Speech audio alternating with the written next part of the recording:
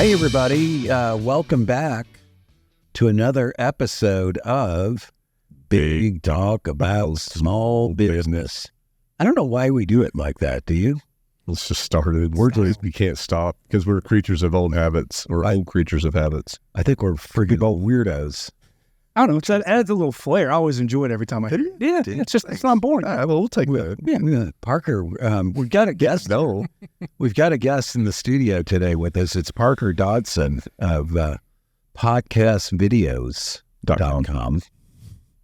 And normally Parker is back behind the scenes, manipulating all these dials and things. Does anybody really know what all this stuff does? Parker does. Doesn't? I always Fortunately, it's just me. I was just thought it was just like some kind of an act or something. Like, you know, it's like you're on the command of you're at the command bridge of the USS Enterprise, you know, like Mr. Sulu, you know, he's moving the dials around. Yeah. I don't know what those things If you slide the slider closest to you, it's just like a warp speed type thing. It just bumps us all the way up. Really? So, yeah, Whoa, yeah. whoa. Okay. I Okay. mean, Whoa. what's it doing? So that's just your soundboard controls. All those fancy colors that have voice changers and sensor buttons and all that kind of So stuff. when I slide that up, what is it? It's just activating the sound pad buttons. I have it turned down in case somebody needs it. These guys over there. Yep. So could I make myself sound better? Like have a really great radio DJ? We've got a disguise voice. We have a disguise, a high pitch, a robot, a microphone, everything in there. Really? Yep.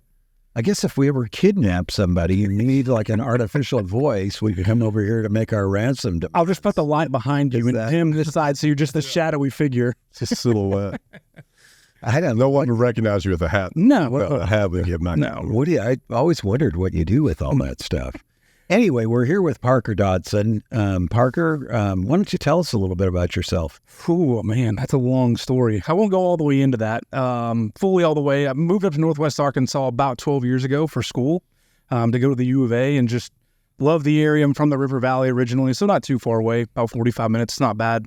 But just came up here, love the area. It's amazing how much it's changed in the last 12 years. I mean, just remember coming up here to go to Cabela's when it first opened, and there was nothing even on this side of the interstate hardly. Yep. Yeah. And so to see everything that's changed is pretty nuts. Bet you wish you would have bought a piece of property over there now. Don't you, Mark? Yeah. I wish I'd have bought everything in downtown Bentonville. If I had $1 for every time I said, oh man, I wish I owned that piece of property right here along the interstate. Every time, if I had $1 for every time I said that, I could probably have bought You could have. half an acre. Yeah. Yeah. Yeah, no doubt about it. But yeah, so I kind of started out after school. My first job that I had was selling office furniture of all things. Basically, it's a long story short. I worked at a golf course through college because I figured why not? Love being outside, free golf, get a tan in the process. So it sounds great, a little part-time gig. I met a gentleman there who later on became my boss at that company and really kind of gave me an opportunity because I majored in exercise science. So I see. nothing to do with business or any of that kind of stuff. And so really did that for about 6-7 years. And then Deb Furniture. Yep. And then really wasn't looking for anything else and had another opportunity kind of come my way. And here I am at Podcast Videos now, running marketing and all the knobs and dials on the back end type stuff. So What does podcastvideos.com do? So podcastvideos.com is Northwest Arkansas's premier podcast recording studio. So really, podcasting is the hot thing. Everybody loves having a show. There's millions of shows out there. Yeah, there are a lot of them. But it's incredible when you dig into it how poor a lot of them really are. I mean, people just don't have the knowledge or the expertise to really learn the time. That's the biggest thing. I mean, you start looking at it, it's like, okay, well, I want to record an hour podcast. That's great. But you don't think about, okay, well, that's another hour of reviewing it, then editing process, then anything else you want to plug in, plus all your extra equalizing you have to do on the back end. Then you get that done, say 3-4 hours later, you've invested 5 hours on one episode. Now you're like, well, now what do I do with all this? I've got footage, throw it up on YouTube, cool. But I mean, is that going to be enough? How do I get on Spotify, Apple, all those podcast platforms? So we're really here to streamline that process. Just much like with you guys, you guys are on our diamond package. You come in, record. What we do is we distribute for you your social media, your marketing, put it on all the platforms, create your assets, kind of like the logo that you see here. We help design all that, design the website.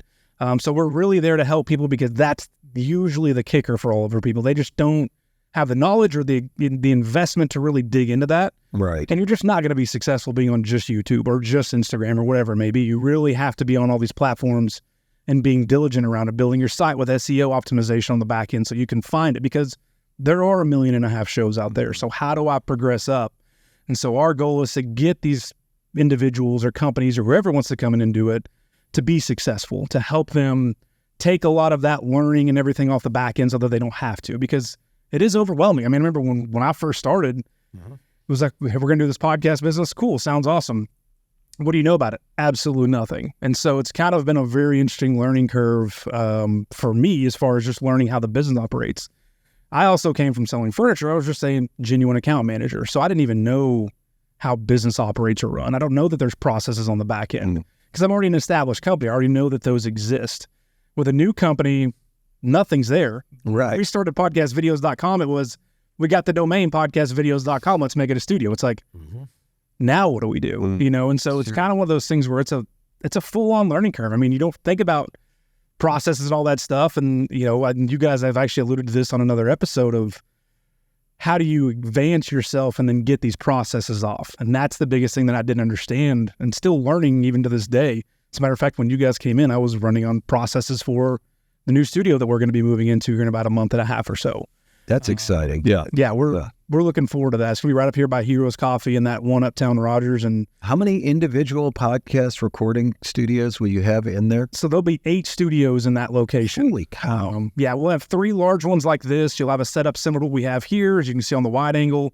We've got the table, chairs, TV, all that good stuff. We have a lounge room set up, which will actually have shotgun mics in the ceiling, so it's real clean. It'll be all lit properly for each individual setting. We'll have a nice U-shaped desk, and then we have 5 what I'm calling solo/battle pods.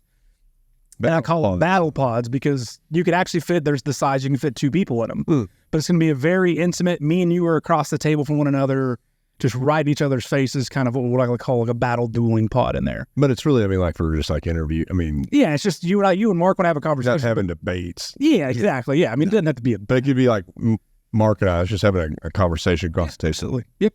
And without having the extra table and microphones in the background. So it's just real clean for you. It's just the 2 of you. But it's going to be really nice. I mean, you can see here we've kind of made do in the space that we have, but lighting will be all new. The entire room is designed around mounting the cameras, mounting lighting. We'll have LED lighting on all the walls. So when Big Talk shows up, the room will be green when you guys sit down to talk. So it'll be, that's cool. It'll be sharp. I like that. Yeah. Yeah, we're looking forward to it. It's just, so it's learning a lot of that, and it's with that becomes the business growth. I mean, the goal is to expand this, and because it helps people. So it's learning the processes. For me, once I learn it all, it's easy. Cool, I know how to edit it. Well, now we have 6 Diamond Package memberships. We have a bunch of individual users that are using the studio at least twice a day. And we get into a situation where it's like I'm getting 15 recordings a week. I don't have the capacity to continue to grow the business. Right. To edit all of those on my own. There's just not enough time in the day for it. And then continue on with other enterprises that you may have going. And so learning the processes, and for me, letting go of that creativeness is a challenge that I struggle with every day because I know how it looks. Creativeness, you like to do the actual work. I like to do the work of the business. I like to do the work of it. Product. At the same time, I don't.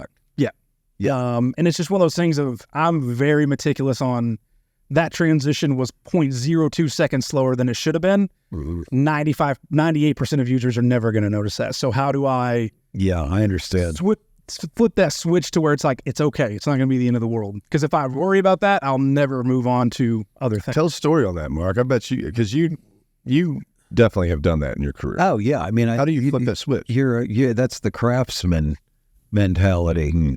Not everybody can flip that switch. Yeah. I think the way I flipped it is that I'm inherently lazy. Okay, so if I can get out of doing something, I want to do it. Now, here's the other truth of it, though. You may think, what you just said, I'm going to take that millisecond out of there that the other guy wouldn't take out. And that may be true. But my experience is a lot of times other people actually do things better than I do.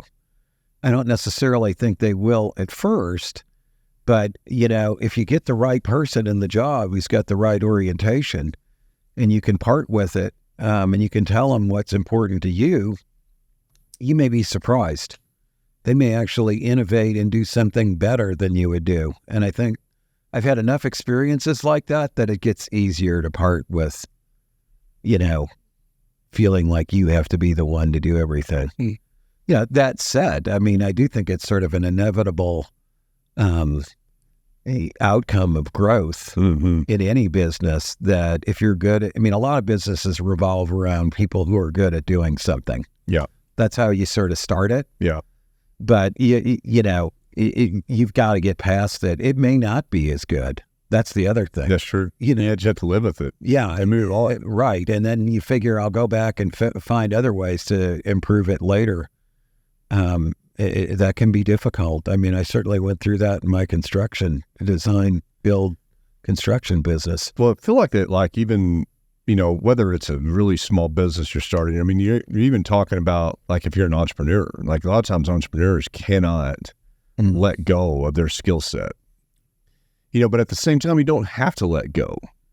Like, I remember you gave me a piece of advice a long time ago. You go, I was telling you about something in business. This is a long time ago. And I was like, man, I got to quit designing or doing something like that. And you're like, man, let me give you a piece of advice. Never stop designing if you're good at that.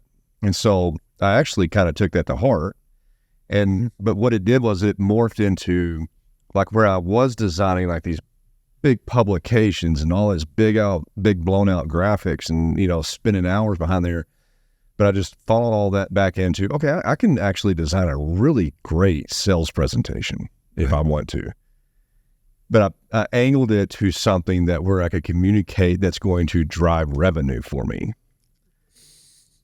Right. And so that was critical for me. I was like, oh shit, man, I'm actually, and then whenever I would work with other companies and people, they're always like really impressed. Like, I can't, like, if we were both in sales, you would tell me, if I was you, I'd be like, I might be a good salesperson, but I cannot do what you just did with that sales presentation, to communicate visually a complex point to sell a gig and to get more people behind an idea and buying influence, and then to close the deal. So it's significant. So I think a lot of it was just channeling that talent. Yeah, that's a good point, to where it's the most useful to you. Drives revenue. Yeah. But I do think also, you can periodically inject yourself. You don't have to do everything, but periodically you get involved and do something from A to Z, just so it keeps you sensitive to what other people are going through, and it so the whole process. I think that is important too, don't you? To just like periodic injection, sporadic injection of yourself into the process. Well, all the processes and the people following the process, I mean, they need leadership. Like, everybody's looking for someone to guide. And that's really what you can do if you're a high growth manager, right, in a small business or big, it doesn't matter. But you're somebody that can start putting together the full roadmap. But to Mark's point, you're checking in at certain map points, right? Like, to go, back to this little city in the process, and then you travel down the road and come back to the other one. And then sometimes you come back down and you remap it.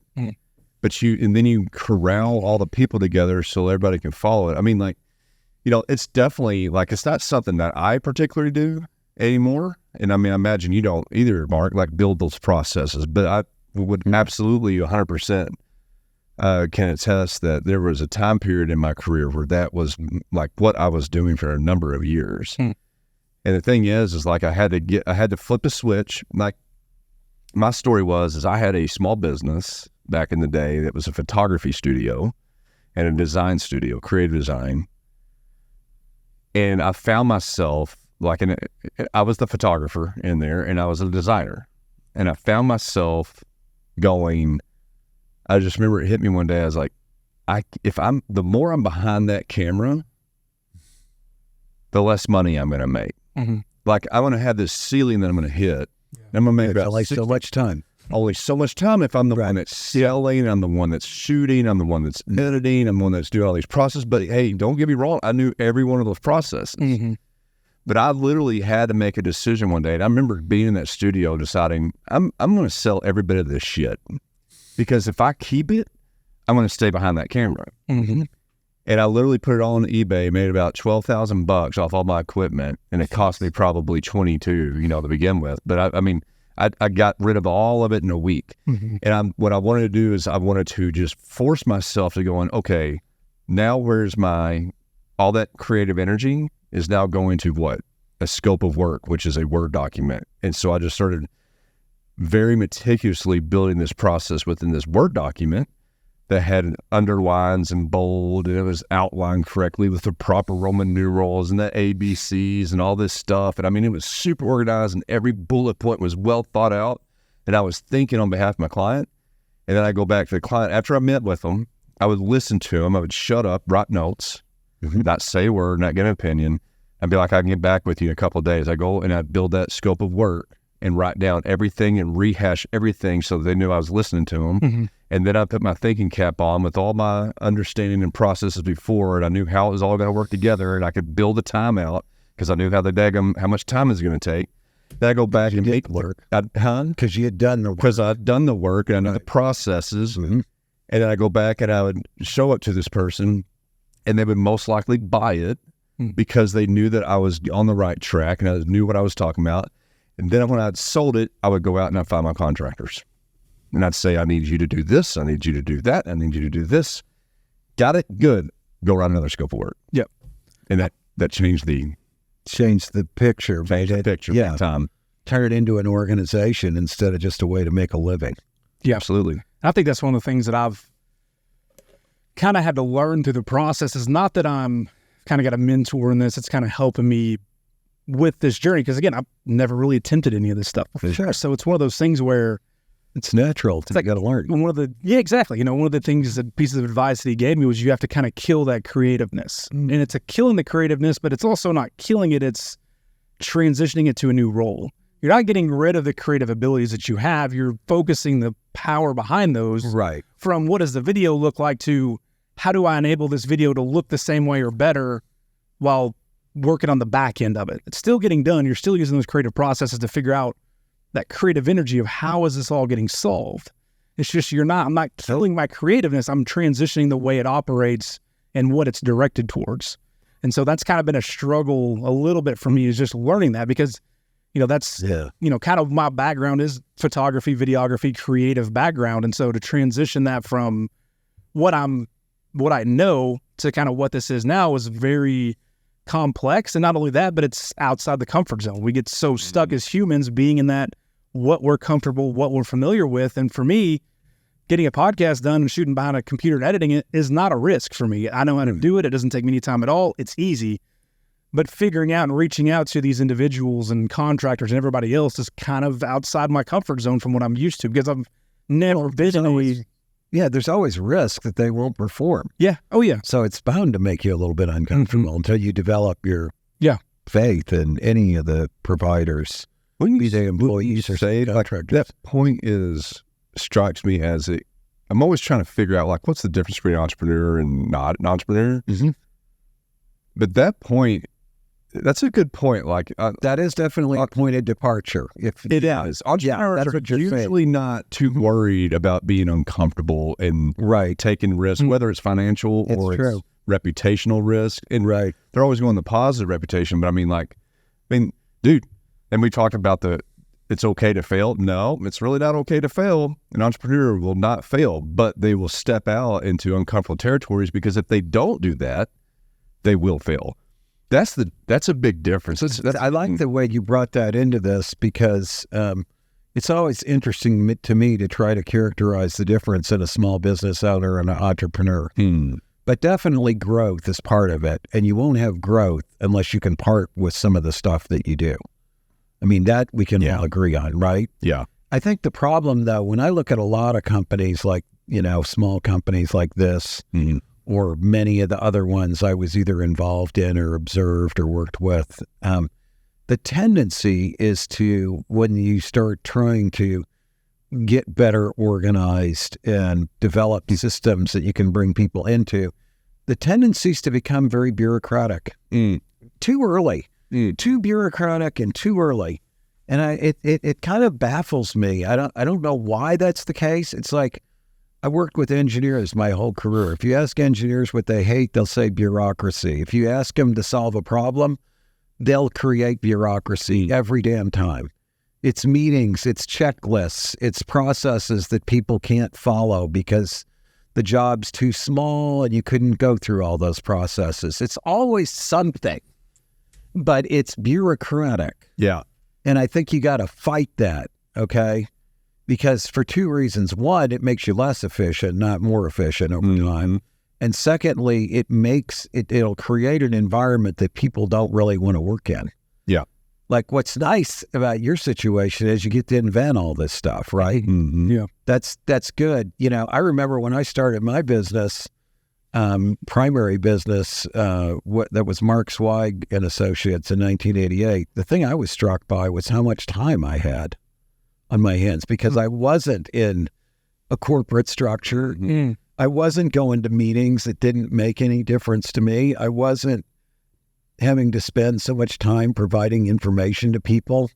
Yeah. You know what I mean? I had all this time suddenly. I felt the other way. Like, I was like, holy cow, I've got all this, I can spend 85% of my time doing what this business is supposed to do for clients instead of 85% of my time in bureaucracy and 15% of my time doing my actual job.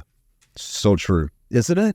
So true. I've completely had that same experience. Like in bigger organizations, and then even like so, and if you're not only you only have to work there, but you can be selling to bigger organizations, which I've done a lot of as well, to where you cannot get a decision to be made and then no work really gets done because everybody's just talking and talking and I actually had a good conversation this morning that's kind of related to this point that they have analyze the circumstance so much because of all the risks that are associated with it and how all the ways are that it can fail. Right. To the point that they get paralysis. Yeah. And the bureaucracy comes in. That's what bureaucracy is doing. It's like, oh, I don't know. And then they'll say, I had this happen to me one time about 20 years ago. It wasn't exactly the same, but it didn't work out and we lost $2 million. Right. And then you get the decision maker going, whoa, I don't want to lose $2 million. Like if I lose $2 million, I don't have a job and I won't be able to wear my tube socks on the golf courses Friday. Yeah. You know what I'm saying? Make the payments of my new Denali sitting out there in a lot. Right. Yeah. No, yeah, you're right. But it's so like I think though but the freedom, I mean, like what it sounds like you're in right now, you have this freedom that we enjoyed. I mean, that's true. Yeah. I was getting some really cool stuff done. So was I. I just had this time that I never enjoyed before. Yeah. My gig's kind of like that these days at where I work right now. They've been good. They've been good for me too, because it's kind of put me back in a position to where I can focus on a lot of that stuff and have fun with it, and do the right thing for not get market. Sucked into every. Yeah. And then you got to, at some point, you're going to be like, you're going to work through this stage, then you're going to get into a bureaucracy stage because it's growing, and then you're going to fight your way out of that bureaucracy stage. Yeah, the stages of development are interesting. Like, it's like grow, invest in the overhead infrastructure. Mm-hmm. That takes a lot of different forms, right? Mm-hmm. Grow, invest in the overhead infrastructure. It's definitely... I think a normal sort of evolutionary path. So the kind of back to the first part of the question though, right? And I think that what you're kind of talking about, that transitioning of your creative ability, but how important, Mark, do you think it is that a small business starts developing processes for scale? I think it's important, honestly. I think it's the difference. Again, if you do too much of it and not enough work, that's bad for the growing business. If you don't do any of it and you just keep doing the work, that's bad for a growing business. There's got to be like there's some kind of a middle ground of investment in what makes the business more efficient, more sustainable, more replicatable, at the same time as not becoming so enamored with the internal focus that you forget what you're really supposed to do, which is whatever the business does, like create podcasts and videos. Yeah. Right. Yeah. I mean, it pulls at you. Yeah. And so how does somebody like Parker like navigate that? I think, I mean, a normal sort of development, and we used to actually talk about this in my small enterprise management class, is the first person you hire is somebody who can do some of what you do the way you want it done. Okay, that's the honest truth of it. I'm not looking for somebody to come in here and innovate on what I do. I'm not looking for somebody who takes over my job entirely. All I want is people who can do some of what I do the way I want it done, so I can put that out of my mind and free up my time. You know, you need probably 2 or 3 of those before you go to the next level, which is now I need somebody who can actually deal with those 3 people out there and make sure they keep doing what they need to do. So I don't even have to be bothered with that part of the job. Does that make sense, though? Yeah. At first, it's just carving off some of the things you do. Whatever you think is the least favorite activity or the least value add activity is that you can carve off. Mm-hmm. So what are you? What's your barriers right now? Like, I mean, like, is there a way to be really direct on that? So, I mean, like, what do you? From a time stance, it's 100% just the editing side of things. So I actually have 2 contractors now that I work with on a regular basis that are really good, that are doing a great job of learning kind of these processes and how they look. Because I think that's a whole nother side to it, is these shows have their own styles. Mm-hmm. So it's not just as cookie cutter for everybody. That's true. Yeah, you don't want them all to be the same. Exactly. And that would be terrible. Yeah. So some people, it's like I don't want to, they're very slow, very structured. So that's a totally different kind of editing style of, there's a lot of long pauses, so it's cutting that down. And for me, I kind of know, I'm in this studio, literally upstairs of where we sit every day, and I'm listening to all of them. So I know their tendencies, and hey, I know whenever this guest comes in, he's really thoughtful on what he's going to say, and he takes those pauses to think about it. So that's fine. But in post, if I have a 8-second pause in a video, it's not a big deal because I can see what's going on. But if I'm listening to my car and you listen to a podcast and all of a sudden there's an 8-second dead space, you're going to think... You think it stopped. The first thing you're doing is going,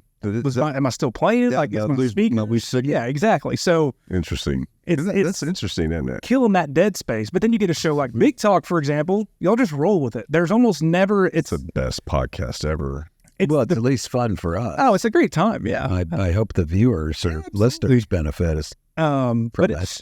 I mean, to kind of go back to your question, it's kind of letting go of that realm, because again, I alluded to earlier a little bit. You already have the amount of time that the podcast is recorded. It's like Big Talk, it's usually about an hour and 15 minutes. That's an hour and 15 minutes of just going through the edit without the cut. Usually is, but today you put a limit on us. Well, we do have 1-hour session times. With Big Talk, we usually let that ride a little more, but we actually, again, it kind of comes back to the whole processes thing. It's very easy to say, this is working just fine. I'm not stressed about it. I'm not overloaded. It's fine. But whenever you sit down and think, multiply that by 10, now you're behind that ball. And we've kind of had that success a bit here where it started out and we would get 1 or 2 recordings a week. I could handle that no problem whatsoever. And then you have all by myself, no issues at all. Mm-hmm. And then you add another aspect of it into where we now have 15 recordings in a week, and you go, crap. And you got to think about the fact we have a 72-hour turnaround time. There's a lot of work that goes in addition to the 15 recordings. That's the thing. It's every one of them has 5 hours of work associated with it. I would say that way that Parker's talking, in all honesty, is whether you're employed or you're a startup, you're either making changes to grow and you're trying to grow and accelerate. But I think that just by the way he's talking is that there's some optimism there, because at least there's this process of how do I may not know how, I'm going into uncharted territories. I don't know where I'm going, but I'm going to go ahead and go and get on the boat and go with it. I think that's step 1, right? Yeah, absolutely. You got to fight it, not say, well, we will no longer take any more than 12 clients a week or whatever. Oh my gosh. Let's get on that. Yeah. Maybe what you should do, Parker, is run back to the investors or the owners, and your team, and say, actually, we can only do Yeah. 10 videos per week forevermore. Yeah. What would you say to them, Mark? I would say you're screwed because you're never going to be, in fact, you won't even be doing as good as you're doing now. Every year that goes by, your costs are going to ratchet up. You'll become less and less profitable. Be hard to have good people that want to work there. Your attitude's going to go down the shitter because you're not making any money. I mean, I could go on and on. Keep going. It just doesn't work is the problem. So like, It just does not work. you can't, would you say that you cannot be in business without growing? I think they have any kind of real business. Sure, you can have a 1 or 2 or 3 person something, service company. I mean, you know what I'm saying? Yeah. And it's just a way to make a living and, and you can do that. And then 40 years later, you die or you close it down or whatever, and it just goes away. And I would say it's even harder to do these days with the way that the industry works, like competitiveness. It's hard to getting employees who want to stay in that. Yeah, but if you're a business owner and you started a business like that, like today's time, and I saw you have a decent business, right, and you're making a living, but you have zero intention of growing, and I want in on that. Why would you want in on that? Well, I'm just saying because I can basically go get your business and build, and I'm a business owner that I want to go in and grow in that business. Okay. Oh, yeah. I mean, like sure. The barrier of entry is minimal. Right. There's a million opportunities like that out there. Okay. There really are, aren't there? There's just so many of them. What do you think construction space would be a good one? Oh, my God. Don't even get me started. Please. Is the construction business good at processes and organization? No. No. They're not good at almost anything. The only thing they're good at is making money for the owners of the construction companies. Gotcha. Okay? It's an outlaw industry. All right? It's, especially at the residential contractor end, there's just so much bad and so much downright criminality. It's true. You got them doing well. They don't have insurance. They don't follow the safety guidelines. They steal materials. They overbill clients. Well, that might be true, but where do I start? If you need a project done, right? If they do know what they're doing, right, and some will get it done on time. Some do. Many don't. Many don't. Many don't know what they're doing, and many don't get it done on time. Really? Yeah, I'd say today in the environment we're in the lower end for general contractors and subcontractors, particularly in this area, which is what I'm the most familiar with today, I'd say the norm is non-performance. I'd say the norm is the budget's blown. The norm is there are significant quality problems. The norm is the schedule is blown. But I find it kind of hard to believe that it's scheduling blown because they usually provide you with like Gantt charts and timelines, right? If you start a project with them. Not most. I'm actually talking about some very sophisticated contractors if they're doing that. Maybe the ones that are doing commercial work. That's what I was going to say is like, that business is like you realize real quick, like there are like some big contractors out there that are right. The big jobs. It's because they're the only ones doing it really right. It's true. Yeah. Because they're running a business. Right. They're not just trying to make a living. Yep. And try to, So I would say back on our topic, I would put sorry, that sounded a little bespoke, dude. Yeah. Just sound just like you. Go on. Thanks. Bring it home. Okay. Bring it back around. So back on our topic to what you were talking about earlier, right? The people these big companies at one point in their history had someone and people that made the flip and switch to go into processes to scale that business and to provide a platform so that it could grow faster and get bigger, and you can be more efficient and effective with the work you're doing. Whereas the outlaws, they don't want to spend the time in processes. They know their trade, they stick with their trade, and they just pack on top of. They want somebody else. Like if I'm, go ahead. No, go on. No, I was going to say, if I'm a landscaper, instead of, adding the process to my services and doing the sales right and all these things that we do in business and getting the terms and contracts. Just do another job. Just do another. I don't do that. And I'll refer you to a friend. Yep. And so they just stay. They have a very low ceiling and they can't get out of their own box, right? Because they don't want to work a little bit extra. Or they're comfortable. It's good enough. What they have is good enough to get by.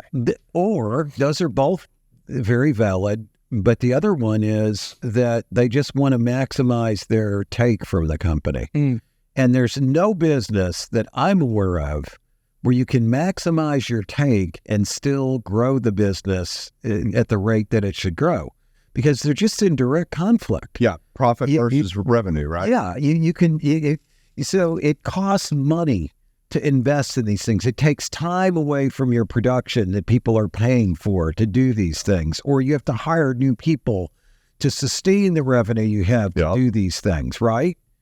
Or some people have to take extra responsibilities on that might be a little distracting in the day-to-day to build those processes. Right. It takes their time away from whatever their client-facing or customer-facing duties are. So I got a quick question for you. Yeah.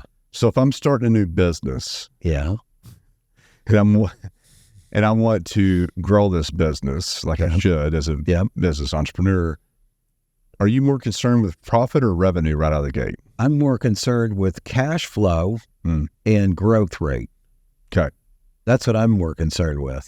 Obviously, if it's undercapitalized, you can't afford big losses either. Sure. Doesn't mean I'm just happy with losses, but I'm just not trying to necessarily maximize the profitability. And how are you calculating growth rate? Like, what is that? Just revenue growth rate. Okay, so revenue growing just year month over month, year over year. Right. Revenue growth rate. So you are more concerned with revenue than versus profit. Absolutely. Okay. Because I'm going to invest in the business. Right. Any business can be more profitable. Don't do anything that improves the infrastructure. Hire no one. Invest in no systems. Yeah. Spend nothing on marketing. Don't build an 8 studio part. Do not do 8-room studio. Right. Stick to one studio. Yeah. Right. Just stick. Do it well. And be good enough.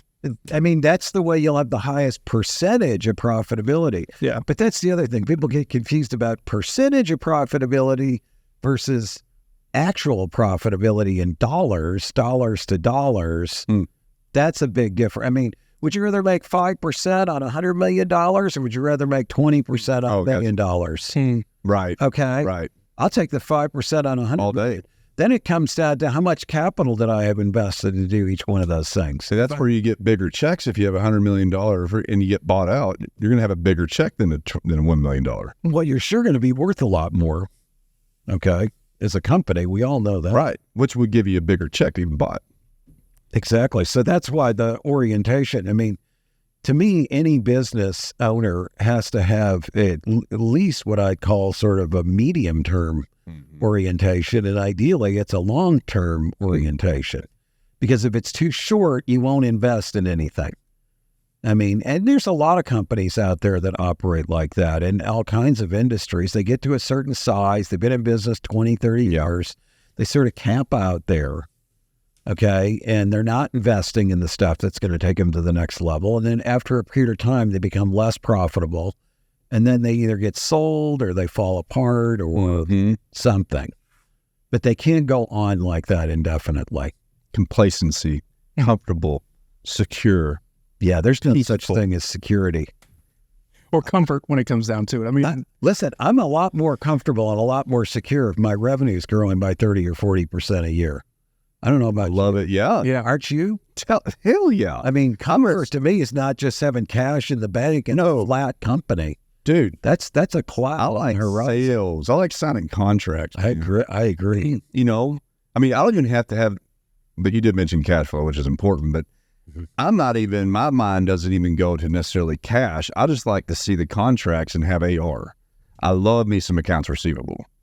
Not after 60 days. Right. Yeah, you know what I'm saying? Of course, yeah, because it represents cash that's coming in. Exactly. Right. And that's what my beacon is. The reason I say cash, it's not that I'm just greedy or I want to suck the cash out. It's just I don't want to have to go to the outside To get capital. I got to be generating my capital internally through operations. Yeah. And so that's why, that's why the cash is critical, because if it's not, then I could find myself in a situation where I got to give part of my company away. It becomes more and more expensive. Right. And debt's getting more expensive now than it used to be, right? Yeah. But it's still cheaper. Yeah. I still, a million companies, if you look at the return on invested capital, that is always the real number that matters. In other words, if I could start this business with 20 grand and never reach into my pocket again and grow it into a multi-million-dollar business, okay, my return on invested capital, I don't even need to be that profitable. All I got to do, if I made 20 grand, I made 100% return on invested capital. Right. So that's the way I always look at it, is like, how much capital do I have to put into this? The more I can grow it, if I can do it with my cash flow, good cash flow, the better, the more valuable it's going to be, and the higher the return is going to be on invested capital. Yeah, no, I agree. And I like to think too, is like, how much can you scale this out? Like how big of a market can you get this puppy to? I think a lot of people don't actually calculate that. They don't really figure out what the real capacity of the business is. I agree with you. Like, they don't think about the size of the market that it serves. They don't. And they also don't. And I think that's a bad thing. That's what keeps people in those positions too. Like if my approach would be, if I started a landscape company, I would think about how absolutely big could I get this landscape company in a specific niche where I had a narrow target audience, and how much could I replicate that across the country and dominate and build that business to be? Sure. Whereas somebody else, and when you think that way, you have to think about processes. You have to think about the efficiency, like to the T, about what you can do. But I also have the same opinion, though. When you start that thing out, you don't fail. That means like you're going to be inefficient. It means you're going to have busted processes. It means you're going to work a little bit longer and harder and smarter. Sure. And all those things, and sweat through it. So I don't have and I certainly wouldn't go out and raise a bunch of capital so that my equity was down to 5% in the company. Right. Because I don't want to be a pitch deck puppet. Yeah, well, not only that, then... Did I say pitch deck puppet? That was very well. That's pretty good. Like bro. that. Pitch deck puppet. It's that mild... what is it? I heard a guy one time, he's been on the show before. I don't remember exactly what his name was. I see him on occasion. It's... was it an inch wide and a mile deep? He started some software company. It's across the street. It's got some kind of weird bug as the mascot for it, but I've heard him say that multiple times on the show. Is I found something that's an inch wide and went a mile deep with it. And that's kind of what you heard. Where is that crazy? I think it's you. I think he's talking about you. Yeah. The guy who can't spell white and can't spell spider. Hey, but you know what? Or no, how do you remember that shit? Remember? Yeah. Yeah. I think spider, I'm used to that because the Italians call their convertibles spiders, SPY. Yeah. So I'm totally comfortable with that. The white with a Y. But I mean, do the British spell it like that? It would look maybe silly as hell if you had it. I'm sorry, I just spit all over you. You spit all over my mic, though.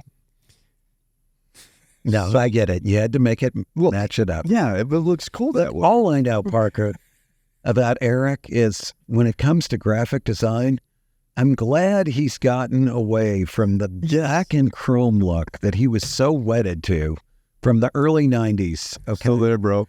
I can't get out of it. He loves that black and chrome. It was silver. I like glass. I was talking to my wife last night. I was showing her these plans of this idea that I have from the shop, and she just was like, "Oh boy, it didn't go well." I had to put her in her place. I've been on the show before. You did that, yeah. Well, I mean, we got it recorded about how I run that relationship. So anyway, we won't go into that. But anyway, she didn't like what I had drawn up, and she's like, "This is so far." I'm like, "Babe," I was like, "I was thinking about you in this one actually, because if it was up to me, I would have a building made of all glass, like." the ceilings, the walls. I'm with you. I do like glass. I like glass. I want to walk into a building and the light shine down upon. My dream is to be laying in a bed when it's raining and I can watch the rain hit the top of the ceiling. Off the trees, though. I do. I love that. No, hit the glass ceiling. Yeah, but you got trees up there, too. You see the trees. Yeah, whatever. The sun comes out and it radiates and shines upon them. There are a couple famous architects. I think Philip Johnson had a house that was all glass, if I'm not mistaken, in the woods. Yeah, and those on glass in the woods. It's beautiful. But anyway, we got to get back on track here. So yeah, I mean, I think I had to let go of my chrome and black design. I let it go. You've let it go. You've moved on. I quit designing stuff like that, and I went into other things. Right. You got into building bigger businesses. Yeah. So that was your creative gratification. Actually, ask you guys, because I've heard a lot of these conversations. Every conversation that you've had in this studio, and so.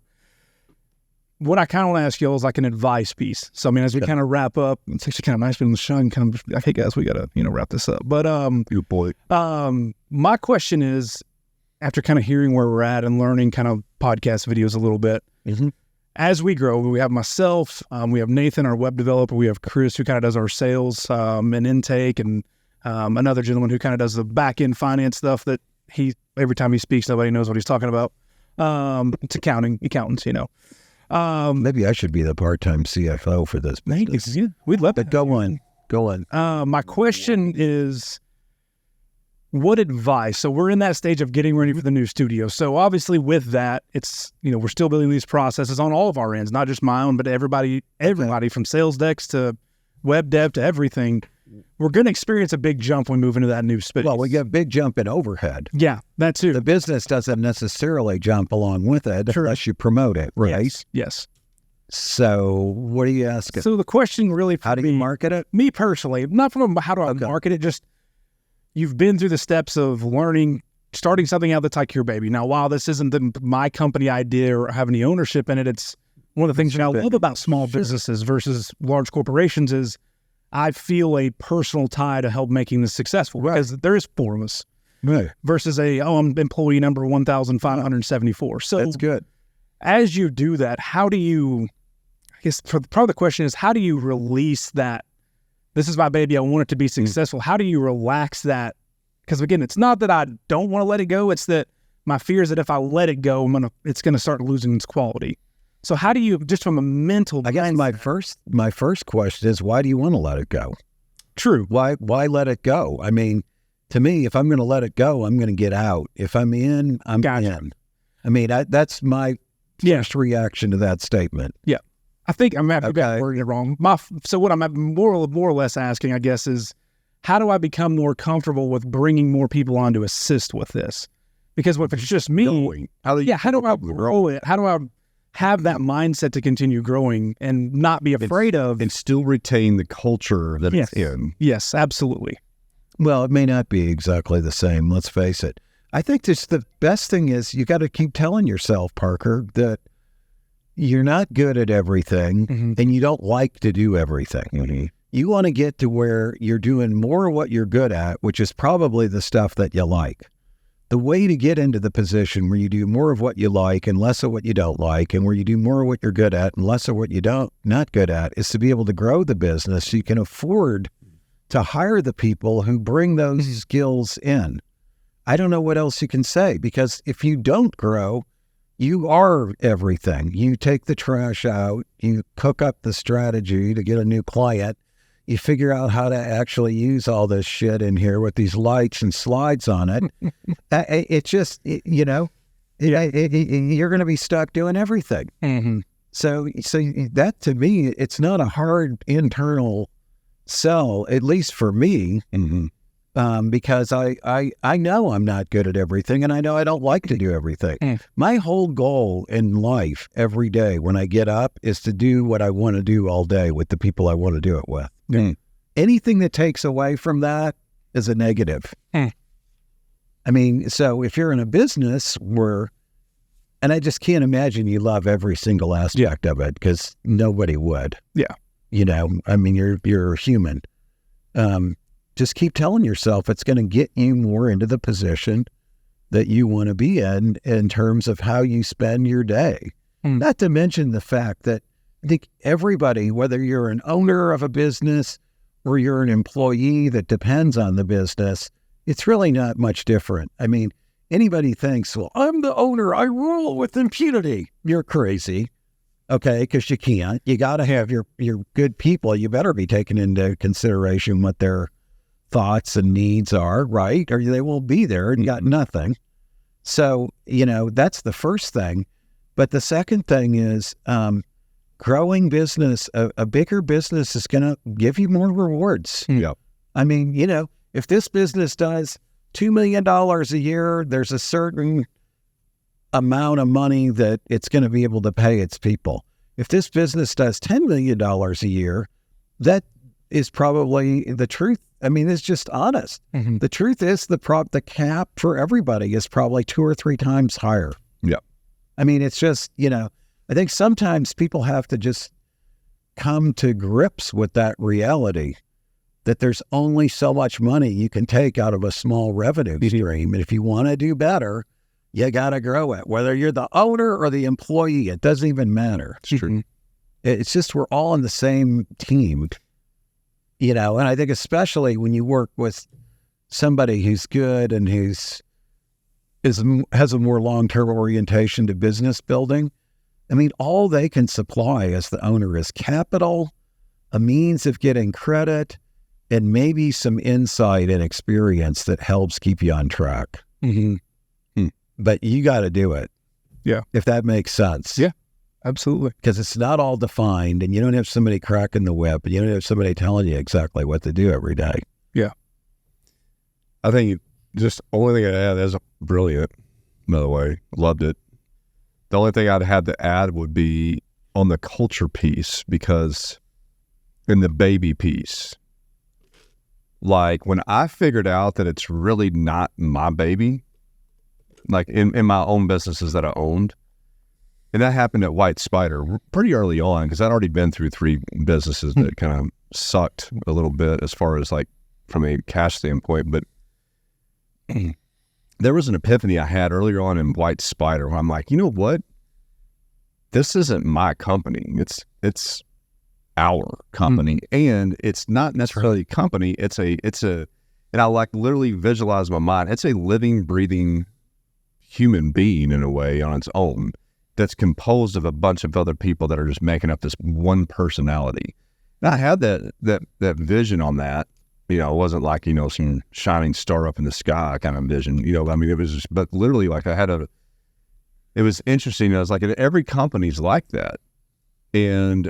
But I did recognize that did turn back around to me and said, okay, I have a big part to play in that personality, not because of my status, but because I believe in the company.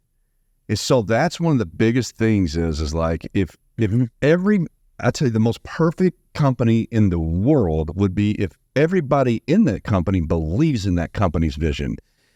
It comes to work, wakes up in the morning and believes that it's going to do what it's going to do, is hell-bent and determined and is excited and exhilarated to achieve and grow that business. And then as you add people on, they get into the vision. Like that's the best company on the planet Earth. But the problem is that you start out a lot of times and it just grows so fast that you start hiring based upon competencies and capabilities, not upon values and ambitions and personalities. Like it's like we're all humans, man. And you have those other things are really the most important ones.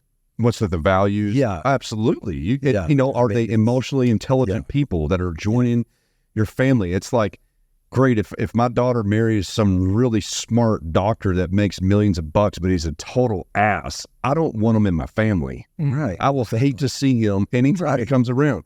Right. But if she marries some guy that's just a really freaking awesome person, good to her, good to the family, we'll pick up a freaking, a freaking chainsaw and cut down a tree if need be for the family. I like that. When it fell across the driveway out there in Cave Springs after the tornado. Yeah, exactly. Yeah. And so I think that the culture is going to change and grow, but you have an opportunity to help that culture grow. And you're going to look back, and every year can be good times with it. And the bigger you get, it just gets better. Yeah. Yeah. We got you're looking at your watch like, well, no, I'm starting to move around. Good. He's the producer, man. Yeah. He keeps the. Dude, I know, man. Hey, I'm Okay. But yeah. it's time blocks for next time, so we're good. We got about 2 more minutes. I just want to say one other thing about this, okay? You may think it's tangential, but it's really directly related. The most important thing in my mind is to make sure that you do enough marketing that you drive demand beyond your ability to supply it. Yeah. All right? Good. That's the goal. The goal is not to drive enough demand to supply what you got. It's to drive it beyond. When you go beyond, what demand is beyond, you will not take on bad clients. The ones who are paid in the ass, nope, sorry, we don't need you. The ones who mistreat your people, nope, sorry, we don't need you. The ones who won't pay their bills promptly, nope, sorry, we don't need you. I'm telling you, you got to be absolutely relentless. And it's all about continuous content generation and unbelievably fast response. Yeah. Those 2 things will ensure that this thing will grow. Yeah. In my mind. Don't you think? Yeah. I think you're probably the most beautiful person I've ever met in one time. That's what I think, man. That was No, like, but it's true. I'm going to have that. Can you take what he just said and put it on a video on its own and have it repeat over and over and over again? Yeah. And put some nice music behind it so I can sleep with that shit every night. It's true that. Build it into my subconscious being. Well, we need everybody to understand it. Yeah. It's true, though. But I mean, just like how much content is enough to promote this business such that demand exceeds your ability to supply it? Yeah. I mean, is that like 5 things a day? Is there original research that we have to do? Are we going to be telling clients success stories one after another after another? We're going to be sharing content that was created by the business for other people, of course. We're going to be promoting our people. I mean, there's so many different ways that we can promote it. We need to just educate people that this resource is available. I mean, I sent somebody over here recently. I can't remember who. I think I've sent a couple of them over here. They're like, I want to do it, but I don't know where. I'm like, here's the answer. It's turnkey. They'll do every single thing for you. Take it. All you got to do is go in there and do your thing, and they'll make it all into a product and do your website and put it on all the platforms and everything else. I think you need to get that word out. Yeah. And it takes repetition. Yeah. You could say, well, I put that on LinkedIn last week. Shit, not everybody saw that. Yeah. Yeah. And I can do this. And not every the content 20 times. Oh, yeah. Yeah. Yep. It takes repetition. Yeah. Why don't you? What if they did a podcast about podcasting? Wouldn't that be? I think would that blow your interesting. mind? No, I think you should do it because it's all part of this collection that you're curating. Yeah, absolutely. Of bespoke information and resources. See, this dude has to go. For podcast. Have you been watching? No, you're not. I mean, it's like you're looking at your watching. And we were the ones drinking the iced tea. We should have to go. Different form. Just kidding. Just kidding. All right. Sorry, I had to slide that in. Yeah. Hey, all right. Well, we're going to say goodbye to you, Parker. Good luck with your new enterprise. I have high hopes and faith that you will be successful because I've enjoyed working with you through this podcast, and I know you're a good guy. So, Eric, I guess it's time we say goodbye once again. Yes, sir. It is. It's been an honor. Always fun being with you. It is. Thanks, Parker. Yeah, thanks. Enjoyed your question. Yeah, thanks for having Yeah. good stuff. Sure. It is. Keeps Thank you, us Parker. young, doesn't it? It does indeed. And we like being young.